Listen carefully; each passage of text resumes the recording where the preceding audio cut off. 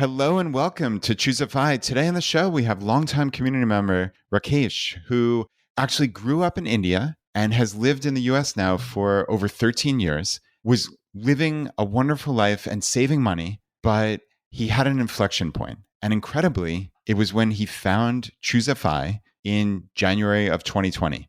And him and his wife and two kids have been on a remarkable journey ever since. And what's actually a cool little note is Rakesh's son appeared on episode 305. He was a 7-year-old boy at that point, and he asked us about how would I learn about investing? And it was just the cutest thing in the entire world. And I think we had a 10-minute segment on that, just speaking directly to him. So it's really cool to speak with his dad today and just talk about this remarkable journey of action and all the things that him and his wife and his family have taken from this show, from this community, but more importantly, what they've done, what they've implemented, and where they're going.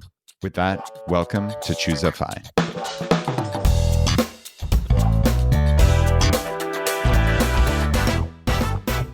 Rakesh, welcome to ChooseFI. I'm so happy to have you here after so many years of us emailing. This is wonderful. Thank you, Brad. Thank you for having me on your show. I have been the fan of the show for 3 long years now. And me and my son, we always hear on our way to school and work. So this has been a nice experience overall. And we have been taking action in our lives, not just listening, but taking actions. So when I found ChooseFI back in January 2020, and before that, my life had, I would say, it was good. I was saving a little bit, but it did not have any purpose. So I did not know what I was saving for. And like any other guy or immigrant guy in this country, I was thinking that I was going to work forever. I came out of nowhere. I'm going to build a name for myself. But I was not taking any action to do that. So when I came from no money background and I had a lot of money earning in dollars, so I thought that I could spend everything and live a lavish life. But I was wrong in that, and I have learned my lessons over it. At some point of time before 2020, I had $15,000 in credit card debt. So it was mostly spent on things I did not need and on travel. And those things piled up over the months. And then one day I had to decide what to do with that credit card debt and started watching YouTube videos and whatnot. And I paid off that credit card debt. And suddenly, as part of YouTube algorithm, I found ChooseFI. So it was autoplayed on my phone. Thank you, autoplay. Yeah, it was thanks to YouTube algorithm. It was actually Mr. Money Mustache and Mr. 1500 episode. I could not recollect the episode number, but that was the first episode I heard on YouTube. I did not have a podcast player back then on my phone. So immediately once I stumbled upon ChooseFI YouTube channel, I could not stop. Then I immediately switched over to podcast. I started listening from episode number 1. So that's how I started my FI journey back in January of 2020. Wow. Oh, that's amazing. And yeah, just a footnote that I think it was episode 131 was that one with Mr. Money Mustache and Mr. 1500. What a cool one to come in on, especially to hear from both of them. And yeah, it's amazing that it resonated with you so much. And it's, yeah, you talk about inflection points in life, right? And sometimes we just get the information we need at the time we need it. You know, I think back to my early days and I found JD Roth and Get Rich Slowly, like way back when he has his original blog. And then for me, it was Mr. Money Mustache as well. And the shockingly simple math behind early retirement, that was like the lightning bolt that really changed my life. And then you keep going, right? J.L. Collins and The Simple Path to Wealth. And it's still remarkable and humbling to me that ChooseFI now is that answer for a lot of people. So well, thank you, obviously, most importantly, for being here, for being part of our community, and for doing this, for taking action. Like you said, why was I saving? What was the purpose? And I think a lot of people, before they find this concept of financial independence, there is no purpose. So why would you do that? Why wouldn't you live that lavish lifestyle? Like you said, when you have money coming in for so many of us for the first time, whether you're an immigrant or whether you're just a 22-year-old kid who got out of college and has never made any money. And all of a sudden you're making whatever it is, 40, 50, 70 grand, something crazy, right? Like you wonder, like, why would I save? And yeah, I'm curious how you answered that question. Yeah, as I said, I did not have a purpose to invest, but when I stumbled upon ChooseFI accidentally, then I thought that, okay, now I'm 35 and Mr. 1500 started his journey at age 37, 38. I'm a couple of years younger than him. If he could do it, definitely I can do it too. And at that point of time, his kids were at the same age as my kids. He had young kids, and I started drawing a vision board for myself, but it was just handwriting.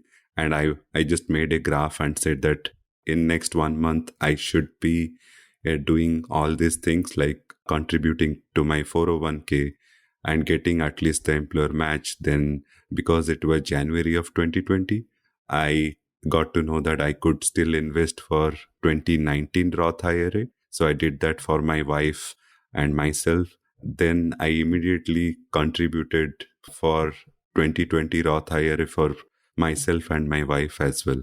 So it was right before the pandemic hit. So if you remember back then, February and March, the market were fluctuating. And as an early investor in the stock market, those were the not so good days or not so good feeling. But as I went through that journey, and because it was pandemic and I was walking a lot because we could not have a human contact with outside world. So I was walking on the trails and I was listening to all the podcasts of ChooseFI. I know that you are a huge fan of Warren Buffett and you quote Warren Buffett probably 500 times on 500 episodes. So that's when I said, okay, when it rains, do not go with a spoon, go with a bucket to fill water. So I said, okay, market is fluctuating. This is the best time to double dip on it. And I invested everything I had. So, I mean, I would say that I am an average guy. I was good at math, but while applying it in real life, I was really dumb. But I started automating things as I listened and learned from the podcast. I said, okay, my paycheck is this much, 20% should go to my 401k, then rest of should go to Roth, HSA, and then rest should go to brokerage account. And I have started splitting my paychecks, one for my expenses and the other one for savings. So I started there, but now I have 3 or 4 different accounts. That was my first point. So saving and spending were 2 different accounts. I did not mix up those so that my math does not screw up. I like that. So, okay, I have a million things to ask, obviously, from just the last couple of minutes, but let's start right there, actually. So these different accounts. Now, you said essentially like one paycheck is going to saving and then the other is going to spending roughly. Like, did you have them literally going into different checking accounts, or did you just have like the automation? I guess talk me through the intersection of the automation and these accounts. Yeah. So, I mean, before I speak to that, I had brick and mortar banks who were paying me 0.01% interest. So I closed them immediately. I had, initially I opened an account with Fidelity. There I put the amount which I wanted to contribute to my brokerage account. And I had other online savings account and checking account where I used to save $500 per paycheck. And then the rest were automatically deducted from my paycheck, like 401k and HSA. And Roth IRA money was also going to that online savings account where I used to keep aside $500 for me and my wife to invest in Roth IRA.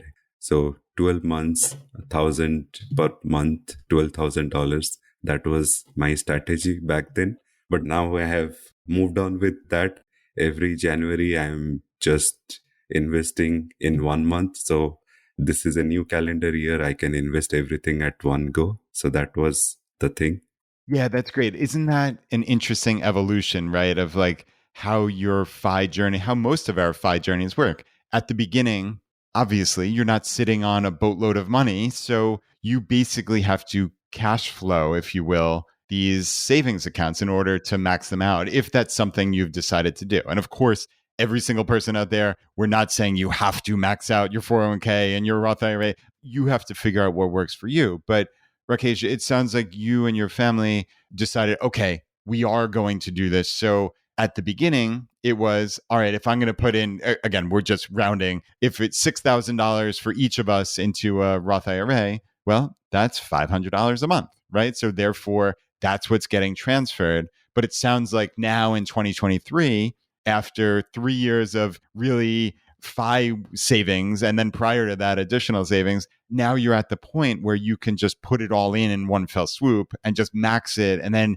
not have to think about it anymore during the calendar year. It's just, hey, January 1st rolls around, it's time to max out whatever. And it might be, right? The Roth IRA or the HSA or things like that. Does that sound roughly accurate? Yes. So I was a freshman in 2020, but I graduated. And I mean, we all have our individual journey, how we approach FI. And as we get to think more in our journey, then you go to the next step. So what I can do to make my life easier so that I do not think, hey, every month I need to put $1,000 aside. So that is the beauty of FI, because once you start automating things, you do not have to think about it. Yeah, that speaks to my soul. That's for sure. You know that, obviously, and people think I'm a broken record now with my use of that Todoist app. And it's not that I think Todoist is any better than any other task manager by any means. It's just that I've bought into it so much that everything in my life goes in there. And like you're saying, it's essentially then automated. Like you don't have to think about it anymore. And I think that's a goal of a lot of your to-dos and your tasks and your recurring tasks and also your personal finances. I think like we want to get these things out of our brain so we're not stressing about them so much, even if it's not the legitimate stress of, do I have enough money, right? Like that is the stressor for most people when it comes to money. But even still, for people like us who are in the fortunate position, we've been saving money, we have a savings rate, it's still on our mind of, oh, did I move the money over this month? And like, you don't want to have to deal with that. And that's why setting up an automation like you've done is just, it's so brilliant. It gets that decision and that decision fatigue like out of your brain to focus on more important things. And that's really wonderful.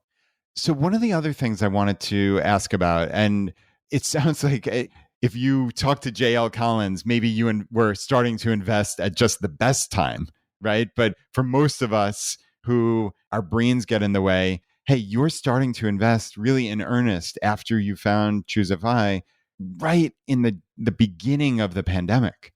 And it's easy for us to say, certainly 3 years on, oh, the Buffett quote, I'm going to go in carrying wash tubs, not teaspoons, or whatever it is that he says, or buckets, or whatever it may be. But at the time, for a lot of people, myself included, I didn't know what what was gonna happen. It was scary. I'd love if you possibly could to put yourself back in your brain and your psychology at that point and say like, oh wow, I just found this message of FI and I'm investing, and then all of a sudden the stock market just dropped 50%, but you didn't stop. Like you said, you doubled down on it. I'd love for you to talk through that because I think that's really an important takeaway for the audience.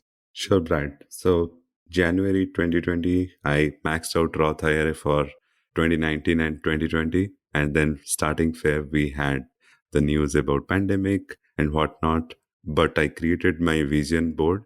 I'm a simple person. So once I fix my eyes on something, I do not think about anything else. I just want to say that when I started back in March 2020, when the whole world was shutting down and we had fluctuations, then I had to just stop for a moment and talk to my wife about it.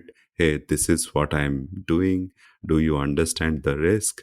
I gave her the example of 1929. It could something happen that our portfolio can go down from say $24,000 to $2,400. So it could go down 90%. We do not know. But she gave me the permission or autonomy to do, hey, I trust you, just do your thing. So we have been married for 10 plus years. I have known you. When you put your mind into something, you would do it. So I remember downloading Personal Capital on my phone, and I was just looking at it 10 times in a day, like, hey, what's happening? Because that is the initial period of my investing. I was so stressed out, but slowly things got better and I never stopped investing. But back in June 2020, I deleted Personal Capital from my from my phone. And I thought that when I got into other guests on your podcast and some of my personal research, I got to know that people do their net worth statement quarterly or half yearly or annually. So because the market was fluctuating so much and I was scared of it, so I started doing monthly net worth statement. So the challenge for me was not to look at the market for a month and do my monthly net worth statement. Then I graduated to quarterly, and as of 2021, 2 and 2023, I am doing yearly net worth check. I'm not even looking what is going on stock market. Wow. I get to know the normal sentiment from Twitter because I'm really active on FinTwit. and I get to know the normal sentiment, how the market is behaving, but I do not log into my Fidelity account where my brokerage and 401k and everything is there. I do not look at it. If you ask me how the market is doing today, I will not be able to tell. That's incredible. So from checking essentially 300 times a month to once a year. Yeah, I mean, that is something we can all really aspire to. I think going back to Mr. Buffett, right? So I'll give my 501st time I've maybe quoted or paraphrased him. He talks about, if the actual stock market closed down for 5 years, he really wouldn't care one iota because their time span in terms of their investments are not in days, weeks, quarters, or even years. They're in decades. And why should you care about the random fluctuations? And now, obviously, this is at the margin, right? But why should you care about the random fluctuations when you're investing for 10 to 50 years? I think that's what a lot of us, and listen, I could take many lessons from you, frankly, because I get bogged down in the emotions sometimes and do really stupid things that I know that I shouldn't do. Or I certainly have done that in my past. And I think hopefully at this point I've figured it out. But yeah, I mean, just literally taking things off your phone. Like, I know it sounds like such a minor thing, but I suspect now there are going to be thousands of people listening to this who maybe they check whatever account. It might not be Personal Capital. It might be Vanguard or Fidelity or, God forbid, Robinhood or something like that, right? And they just get it off their phone. That would be a great step. Like, if you're listening to this podcast for this hour and that's the one takeaway, that's probably going to help your life dramatically. And I would extend that to, hey, is your phone really serving you in a lot of ways? Is the Twitter app serving you? Is Facebook or those notifications that are constantly pinging and constantly getting your attention, are those serving you? You can shut off notifications in about 15 seconds. It's really not that hard. That'll make your life better. You can uninstall an app. The end of the world is not going to come if you uninstall an app. So, I mean, this is what we're here for, right? Like, these little things, because the little things are the big things. So I love that you've, you got rid of that Personal Capital on your phone, and B, that you're down to one a year. That's like living the dream as far as I'm concerned. Now I have set my password so difficult that I do not remember it. It is on LastPass, a password management app. So every time I have to check the account, I have to log in on my desktop application, not on my phone. So I have made it difficult for myself that even if I want to check it, hey, there is a war between Ukraine and Russia, the oil prices are going up, it will impact, the inflation is high. I get the general sentiment, but on a daily basis, inflation report is coming today, not coming today. I'm not looking at it, because when I was reading Mr. 1500's blog, he had a goal for every year. His first blog was I should be at this much by end of 2013. I should be at this much net worth at 2014. So I was following that. So I was thinking, okay, I can do a 1 year net worth statement and see where I am.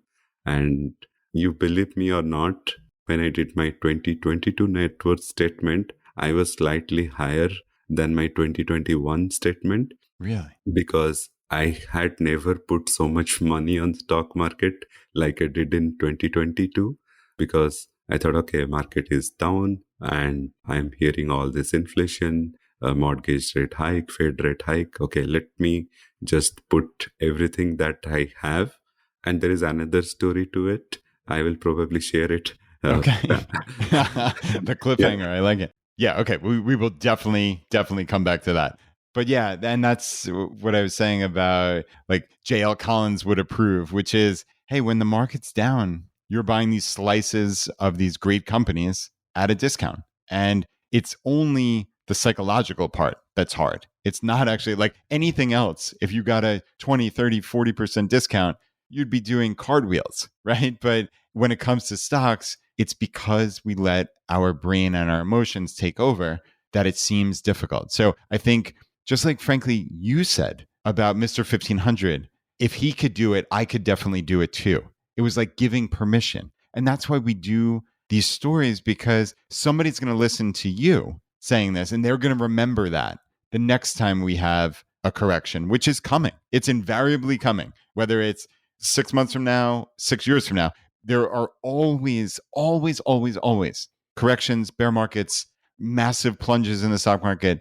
But as Brian Feraldi in his book, Why Does the Stock Market Go Up? Like over time, when you look at that chart, you don't see those fluctuations. And that's not easy in the moment to do that, like I've said, psychologically. But it sounds like you have internalized this maybe better than anybody I've ever seen. And like you said, or your wife would say, hey, when you set your mind to something, you follow through and it makes sense. And I wanted to ask, it's funny, we have a whole list of things that we want to get through, and I suspect we're going to have to do a round two. But you said about the vision board, and I just can't gloss over that because that sounds really cool. Like, I know you said that vision board at the beginning, and okay, I'm going to contribute to my 401k and get the match, and I'm going to do my Roth IRA for this year. And you actually threw in a cool little tip, which is you can actually max out or contribute to your IRAs, your Roth IRA and traditional IRA, up until the tax deadline for the prior year. So up until April 15th, like let's say for argument's sake, we're recording this in April of 2023,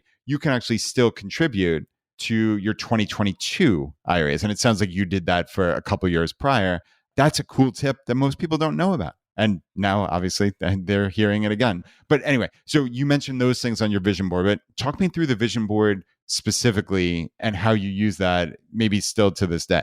Yeah, so when I mentioned that when I used to invest, I did not have a purpose, and those investment was not in the United States. And I used to receive my salary, spend everything. If I had little bit left, I would send it back to India that I will put in a savings bank, which would earn me 5 to 7% interest per annum. And because the inflation is high, that's why they have more interest rate in India. And if I had anything left, I would buy jewelry for my sisters or my mother because they're fond of gold jewelry. But when I got to this investment thing, so I would say first few weeks of the investment, as I said, Roth 401k, and you have that new student mindset. You wanted to do everything all together. And in that, I probably made a couple of mistakes tax wise, because I over contributed somewhere, or I did not do the conversion, backdoor Roth conversion at the right time. It had some gain on traditional IRA. When I had to convert, I had to pull back something. So that's why I created this vision board. The vision board was non-linear. It was like weeks, months, then years. So in next few weeks, I want to learn this and apply it in my investment. I want to learn how do I open my Fidelity account to invest. So that was my first task. I learned it, watched few YouTube videos, learned it, and that was check marked. The next thing was, how do I invest in my 401k? Because I had no idea how to invest in my company 401k and how much match they give. I had to go back and read the annual enrollment letter that I had got the previous year, September or October. So I had to learn everything. And I gave, like, in couple of months, I should be able to read everything and then start investing. And even if I cannot reach the 19,500 limit, at least let me get up to the employer match. So I do not wanted to leave any money on the table. So I just wanted to utilize everything. And then when I was maturing out of all of this, then I set a purpose. First purpose is my retirement. And at that retirement, I set a goal. It was back in 2020. So I said, okay, by 2030, by end of this decade, 2029, 2030, I should be financial independent, whether I am retired or not. And my second goal was to retire by 2039 when I'm an empty nester and my kids are out of the home. So 2039, I should be able to retire. And that triggered my next. It was traveling. So after retirement, I should have a bucket. It is basically, I have two investment in my brokerage account. One is VTI, the other one is VTSX. So there, I mean, sometimes I just throw extra money at VTI and just invest it. Otherwise, VTSX is automatic. So whenever I have going to my brokerage account, so it will just invest automatically. It will not be there in money market account. And then I looked at my kids' 529 plans because I've moved so many states. I did not want to invest in a traditional 529 plan. I allowed myself to control that fund and say that I will invest my son and my daughter and then they can use it. I still did not put it in UGMA account. I thought that, okay, let it be still in my control and I would invest as much as possible after my retirement funds for my kids and help them in their education. And then finally, my fourth bucket was giving. So I come from a humble background. I know that how much struggle I did to reach where I am today. So giving, because I just found out how to accelerate my retirement. I am focusing on that, but I'm still trying to give as much as possible back to the society. So I have a small fund for giving and I contribute to that fund. And when I see that somebody who I trust sharing that, hey, Doctors Without Borders need some money to help children at some country at war. So, I mean, without thinking, say it will hit my monthly budget because I have a separate budget for that. I just contribute from that account. Say this is $200 going directly there and I do not have to think about it. That's wonderful. So, right, you build giving directly into your budget, it sounds like. Yes. That's really wonderful. Yeah, I like how you've set that up. And it's so interesting how this all kind of started with that vision board, which if you really think about it, it's astonishing to think what you put on that one vision board, right? From the most micro of, hey, I need to educate myself on the 401k plan at my company, right? Which a lot of people just gloss over that, especially when we're unfamiliar or we're young or some combination thereof. And hey, what's the 401k match? Like, you aren't necessarily thinking about that. Most people aren't when they go to a new job, but it's really important. And like you said, hey, that's free money that I'm giving up. That's part of my salary that I would be giving up if I didn't put into my 401k. So you had from that most micro down to, hey, it's 2020, but in 2039, I want to be stopping working, right? 19 years from now. So that's a really cool board to kind of go through those things. And now I'm assuming at this point, it sounds like a lot of it is more those long-term visions, right? The 2030 and 2039. But do you find yourself still going back and putting the more short-term things on that vision board, or are you kind of like beyond that at this point? The short-term goals, I have just kept it separate from my vision board now because, as I said, it was non-linear for me. So as it was growing, I have put short-term goals. I'll probably come back to that because in 2023, I am hearing a theme about all the discussions in the FI group or FIRE group. We are changing our mindset. At least ChooseFI podcast is doing a wonderful thing to say it's okay to spend. So, so I am kind of coming out of that scarcity mindset or immigrant mindset that, okay, I'm allowing myself to spend. So that's why I have taken out those short-term goals from my vision board and say that, yes, it does not have to be in my vision board. I'm allowed to go fun, watch a Dallas Maverick game in the stadium with my son, or I can go to New York City to run a half marathon because those are important milestones in my life as well. Yeah, that's so great. And I think that is, and obviously you're such a close listener of the show. I know you've listened to all 600 episodes. So I'm not surprised that you've picked up on that. And I suspect a lot of people have as well, which is I think it's time that we explore that as you get further into your financial independence journey, that as Mr. Money Mustache says, the skill of spending, and we had him on recently, there's a skill of spending on both sides of this journey, which is at the beginning. And I will hold to this to my dying breath that we have not misrepresented how important that is. It is so critically important that when you're starting your journey to FI, that you get your spending under control. Like I said, till my last breath, I will stand on a hill and say that like we need to be smart. You need to spend based on what you value. If you think, or if somebody tries to delude you into thinking that it's all sunshine and rainbows and that you're just going to be rich by thinking it, it doesn't work that way. You have to take action.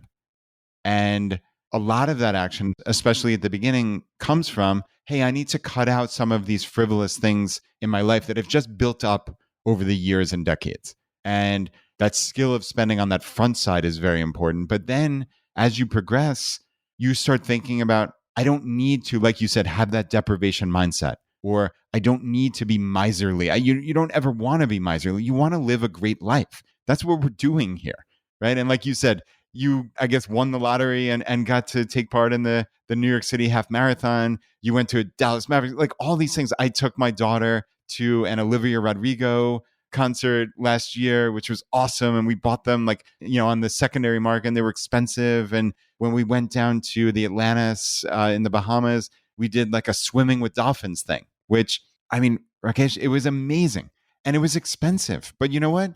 I got the trip for free. I got the hotel room and the flights for free. And I spent about $1,000 on swimming with dolphins, which I'm happy to say out loud. I'm not embarrassed about that. It was something we're going to remember forever. And yeah, that's a crazy amount to spend for a 1-hour experience, but it was awesome. And it was so far outside of my comfort zone.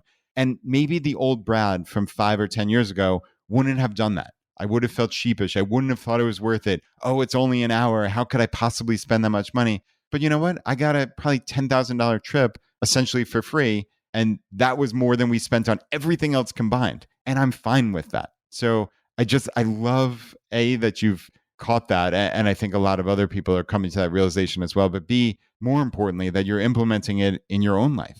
Yes, Brad. So whenever I listen or I speak to new folks trying to get into this financial independence journey, I have few folks in my office who are like freshers joining out of college, and they report to me. So when I get to do their introduction, I just introduce them to 401k in companies. I know HR does that, but I personally made a point to speak with them, and I have suggested few podcasts, including ChooseFI, to them. So I said, listen to this podcast when you are traveling or just walking your dog. Just listen to these few podcasts, you'll get used to it. And I would tell them that do not go to step number 10. Start with step number 1. So do not listen to step number 10 or the episode which says that, hey, you need to start spending money. So that would be a wrong step towards FI, but you need to start saving first, because without saving or enabling yourself to spend in future, you will not be able to reach FI. So you will be saving, spending, saving, spending. That cycle will go forever. Yeah. And also one other thing you mentioned in there was interesting about not putting into 529s. And it's funny because we've kind of done this as well. We've kind of dabbled off and on and gone back and forth over the years of, do we put into 529s for our kids' college? And at this point, we're really not doing that. But you mentioned something that, so this is your money that you're saving. And the option was, hey, do I put it into my kids' accounts, which you mentioned the UGMA, which is the, I think, Uniform Gifts to Minors Act. So there's two different types of accounts you can, or they're probably more than that, but the UTMA and UGMA are the ones that spring to my mind. And if it's your money, right? And I think we've done an episode on how to kind of like hack the college FAFSA account and like how to potentially get as much financial aid as you can and you deserve, obviously. We're not doing anything untoward, clearly. But if you have money in your children's name, I think if memory serves, that's almost like assessed, if you will, at about 50% for financial aid purposes. Whereas if it's in your name and your assets, it's only 5%. And those details may have changed since a couple years ago when we had that episode. But that at least is directionally accurate for anybody listening. So in your case, this is your money. It's not like it's your kids' money. It was given to them as gifts and you're kind of taking it and shielding it in an incorrect manner. But if you had that option to keep it in your accounts or to put it in their name, that's then assessed at 50%, it certainly makes a lot more sense in my mind to do what you're doing. So that's like yet another, we keep almost glossing by these amazing things you're doing or these cool things that other people can take from. But that's a really important one that I wanted to really dial in on. And Brad, I did that by accident. I did not want to put in 529 or UGMA because I'm an immigrant. I am still working here in the United States on work visa. And sometimes there are uncertainties how my future would look like in this country. That's why I kept those money in my account, not my kids' account, so that if I have to go back to my home country or any other country for work, so that money would be with me, not in my kids' account. And I did not want to have additional complexities.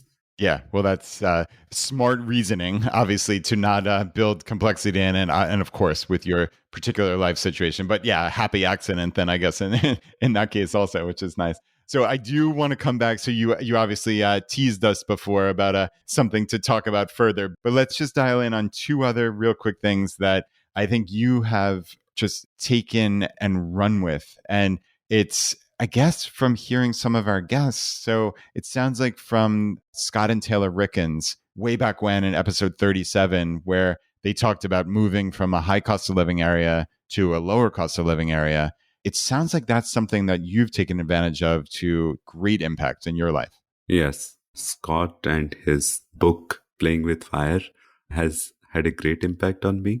And when I was listening to your podcast, I stumbled upon episode 37. I was listening to them sequentially, and Scott came in and he described he was driving to work in San Diego and he stumbled upon Tim Ferriss' podcast where Mr. Mustache was a guest. And he mentioned that how within the next 6 months, he changed his life. He took action and spoke to his wife about a list of 10 things that they would enjoy or that would make them happy.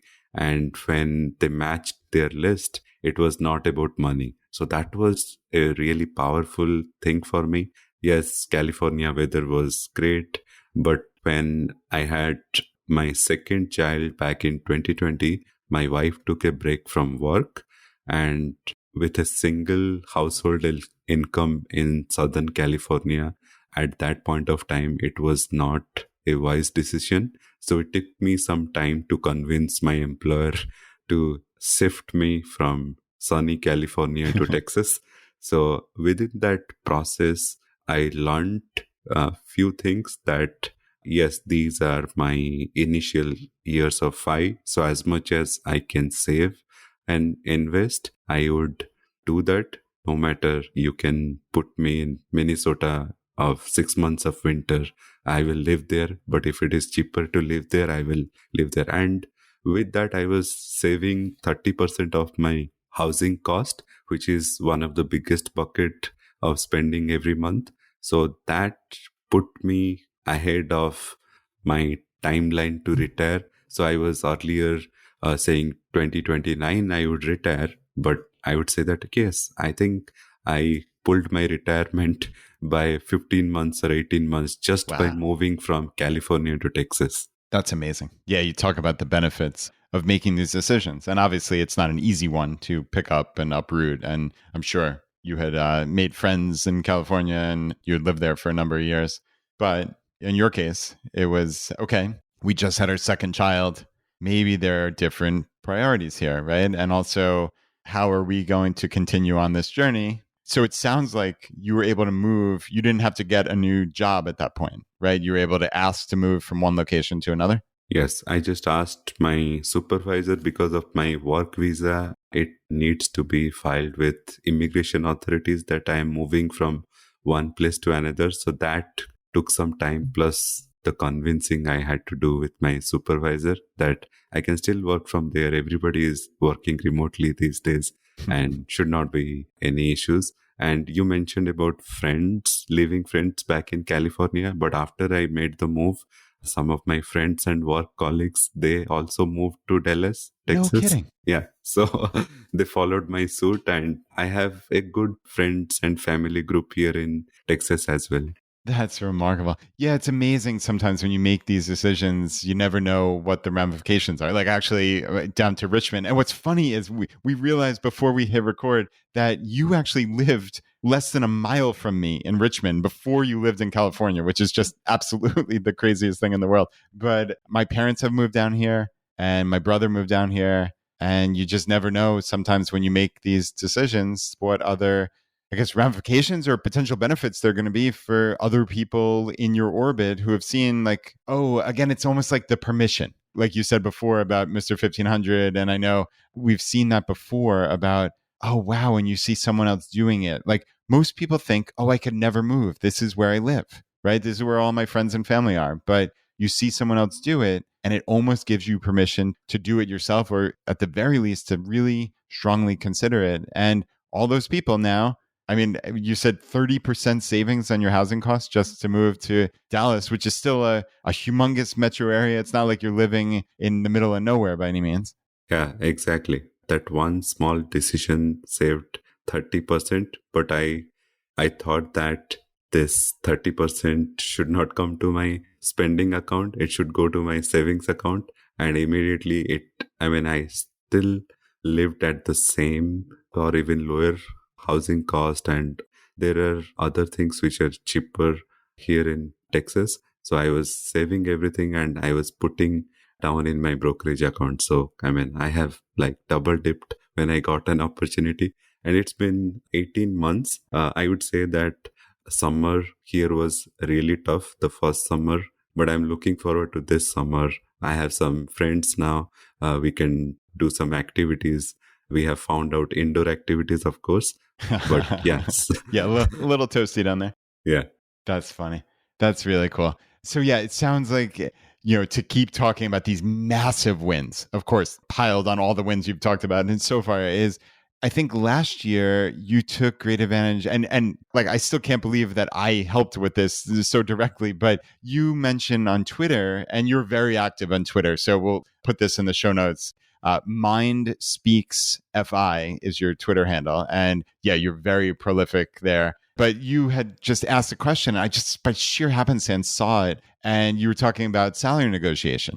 And I mentioned really maybe two of our absolute most important episodes of all time, which were episode 147 with Tori Dunlap and episode 211 with the financial mechanic. And each of them had given these really incredibly in-depth scripts on how to very precisely negotiate your salary, but also larger than that, the kind of mental framework and the win-win proposition that you want to set up with your current employer and or future employer in most cases. And I guess I mentioned these episodes to you, and unbeknownst to me, you took it and ran.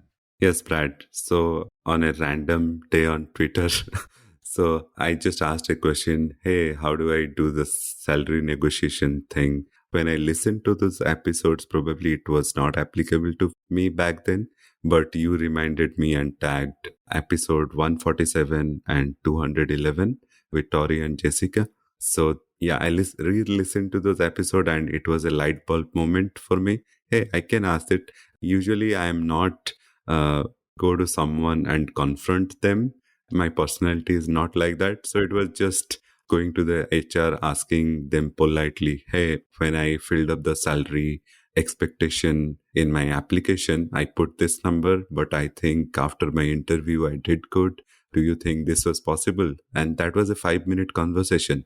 And then I think that I still have more room to go. When I discussed with them, when I listened to those episodes, and got to know that I could ask HR few questions. What is the range you can give for this position? What is the salary range for this position? So I asked that simple question, and they said, this is the range for this position. And I said, can I get to that range? Because I have X number of years of experience and I think I'm a good fit for it. And the HR said that I would just discuss with the hiring manager. And the very next day, I had an offer with a revised offer. It was at that time, my salary overall was increased 50%. 50%? Yes. That's amazing. Oh my God. Okay. So yeah, I want to just dial in on this a little more. So, right, this was going to a new job, right, at a new company? Actually, I worked for that company as a contractor before. Okay. And that's why the hiring manager already knew me, that I worked as a contractor there before, but there was some gap. I was working for some other company. And then when I came back to them, hey, I saw an open position, I applied. It was a simple LinkedIn message that, hey, I applied for this position. I saw you were the hiring manager.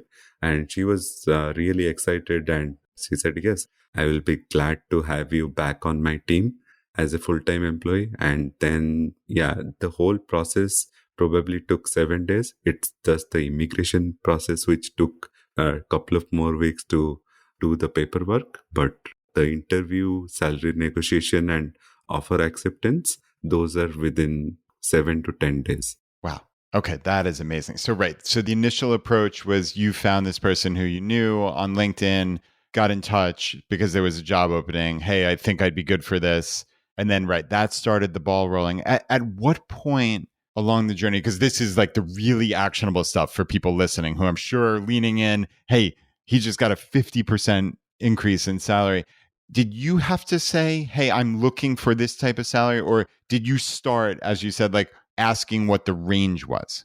When I was filling out the application, I could not submit the application without expected salary range. It was not a range. Actually, I had to give a number. So I put that number. Immediately after that, I thought I lowballed myself. And I looked at Glassdoor and whatnot, a few websites. And after that submission, when HR reached out to me and said that, hey, I got your application, this is your range, and the technical interviews happened. Then when the final offer came, I said, I did not accept the offer through email. I just said, can I have a discussion with you? I have some questions. And it was just, hey, I did my research for this position. I think I can go a little bit more. And that I'm just throwing an amount, that $5,000 revision on my offer letter was just a 5-minute conversation. But when I got the second revised letter, it was just 15-20 minute conversation. And it was when I was listening to the podcast, I was noting down these points. Usually I walk, but that day I was not walking. I was just got to write this stuff down. Yeah, I got to write this stuff down. And I just asked simple question without any confrontation that, hey, I demand this salary. It was more polite. Do you think that number of years experience that I have, I deserve a good position and salary for this one? And I just asked 2 or 3 simple questions, what I learned from the podcast, that what is the range for this position? And based on my technical interview, do you think I'm experienced enough to go to that salary range? So I was surprised when I got the revised offer letter. And it was, because I was work from home, I was shouting to call my wife, hey, I got the offer letter and I was not expecting this much hike in this letter. And this is the best day of my life. That is incredible. So it sounds like when you had to initially put that in, you did your research, which was also based on some of those things that Tori and Jessica had mentioned, like go to Glassdoor, try to get a sense. You had to put that down. And that sounds like that was significantly above where you were previously, maybe 30 plus percent above where you were previously. But okay, you get this offer and then you follow up. And then how much more did they ultimately raise it over that amount? So overall, another 20% Wow. on that offer. Yeah, initial offer was around between 30 to 35% above my current salary. And the final offer was like more than 50, actually to be exact, it was 52% above my current salary. Oh, goodness. That is amazing. Okay. So, right. That is why following these people who are experts and not being afraid to do it, because I'm like you. I don't like confrontation. I'd rather avoid this. It's unpleasant, but it matters. And it's really easy and it's a win-win. It's not a confrontation. You're setting up, hey, they want a happy employee who's not going to leave 6 months later when he or she realizes that they're not getting paid enough, also, right? Like they want to set this up so you're going to be there for years. And it sounds like just knowing what to ask, knowing those things to even just bring up that, again, were given in those scripts in 147 and 211, like that made a massive difference. And, that extra 20%, like you said, it's every year now, forever. And that's a remarkable, the compounding benefits of having the courage, because let's put it square, that was courage to follow up after you had already given your number, right? Like most people would say, hey, I already gave a number. I'm already 35% above where I was. Like, I should just be happy with that. But for you to take the time and have the courage to do that, I mean, it's just massive. So yeah, huge congrats to you. Brad, just a couple of points. In that process, I read Tori's tweets and her blog and her updates. I recently read her book as well, Financial Feminist. It is wonderful. It is, by the title of the book, you would see that Tori, a superpower woman. Yeah, she is indeed. Yeah, she is helping hundreds of thousands of people around the world. So I'm really proud. In that tweet thread, she also replied, and I was happy to that because of you. If I would ask them, tag them, probably they would say, okay, maybe they're busy. But when you tagged them in that thread, it was more powerful. And the second thing, I just wanted to go back my conversation with HR. I made sure two things because there was bonus on my offer letter. I made sure that what should be my joining date so that I'm eligible for the bonus for that year. And second thing, I made sure that a certain percentage of annual hike every year. So because I joined in March, the annual hike every year was July. So within 3 months of joining the company, I got another 3% hike. So it was out of nowhere. So I was, when my supervisor sent me the letter, I was just laughing at it. I said, I did not expect this. Yeah. Oh man, that is so great. Good for you. I'm just incredibly happy for you. It's just astonishing what happens when you take action like that. And before we close up, let's double back. So you left us on a cliffhanger before, and one of my absolute pet peeves is when podcasters do not, as I call it, like close the loop on something. So if we just left people hanging, they would be rather unsatisfied. So there was like a ... to talk about more later. Can you go into that? Yes, Brad, I mentioned that 2022 was the year where I invested the highest money in the stock market. So 2022 was the year when I got a new job with 50% more salary. And I did not change my apartment. I just lived there. And because in 2022, my daughter was, she completed 2 years old. So my wife started looking for a job and she got the job. So every dollar she earned and every dollar was my extra income that was going into my invested. So back in 2020, January, it would be a dream for me to say that I invested 6 figures in stock market for a year. But because I was just taking baby steps back then, but to tell that within 2.5 years, I would be investing 6 figures in stock market, I would not imagine myself. Somebody had to slap me to wake me up from the dream. So every penny I saved, it went to my 401k and whatnot. because of my new job, they gave me additional option to invest in after tax 401k and convert it to Roth. So I did that last year, and I listened to one of your earlier episodes and one of the recent as well. I had mentioned those two episodes in my email conversation with you. So after tax Roth is really powerful. And when this year they increased the ceiling for that to 66,000, I said, okay, both me and my wife are going after that. Amazing. Wow. So okay, so you're maxing out, I guess that after tax Roth. That's crazy. I mean, that if someone just took away, oh, he's saving six figures, him and his wife are saving six, oh, good for them, the privilege of blah blah blah. But that's not, I mean, that's a ridiculous way of looking at it, right? Like when you think about where you've come from, and I mean literally from the other side of the earth, and you found this concept and the way that you've jumped into it and the move and the salary negotiation and then 52% raise plus the, let's not forget the 3% afterwards, right? And your wife going back to work.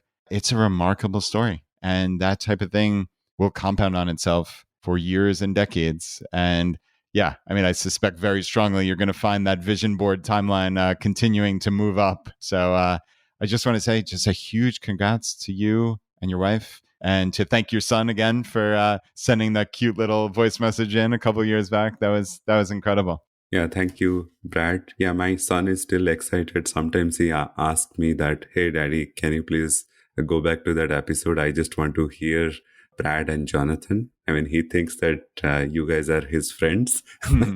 Hey, we are indeed. That's, yeah, that made me very happy when we got that voicemail. So yeah, we'll put a link to that episode in the show notes as well. And Rakesh, thank you so much for being a part of our community and for sharing your story. I think this is really going to embolden a lot of people to take action in these little and big ways. So thank you again for being here. Thank you so much, Brad. I just want to thank everyone, all the listeners as well, to make this ChooseFI podcast a successful one so that it gives Brad and his team the energy to keep going. I mean, I could not imagine a day waking up on a Monday and not seeing a new ChooseFI episode on my podcast player. I would be mad. And then the very next day, I wait for Brad's email. So, I mean, literally, I wake up 5:30 in the morning and I see Brad's email is there. I mean, that is the first thing I read every Tuesday. So that is my routine since last three and a half years. Oh, goodness. That's incredible. Thank you. That makes me feel wonderful. I really appreciate that. And yeah, as you know, since you respond to my emails, you know that I personally write those. So yeah, if anybody listening, if you're not getting that email, ChooseFI.com/subscribe. You're not getting a whole bunch of spammy emails. It's literally coming from me one time a week on Tuesday morning. So yeah, I think that's a good way to stay on the pulse of the community and also to see these wins. I think that's my favorite part of the email is not the stuff I write, but the wins from the community. And that's why I do this. So yeah, thank you, Rakesh. Thank you for being here. I really appreciate it. If people want to get in touch with you, we already mentioned your Twitter account. That's probably the best way, right? Yeah, I'm very active on Twitter. I probably spend more than an hour on Twitter every day. Indeed. All right, my friend. Until the next time, thank you again. Thank you so much.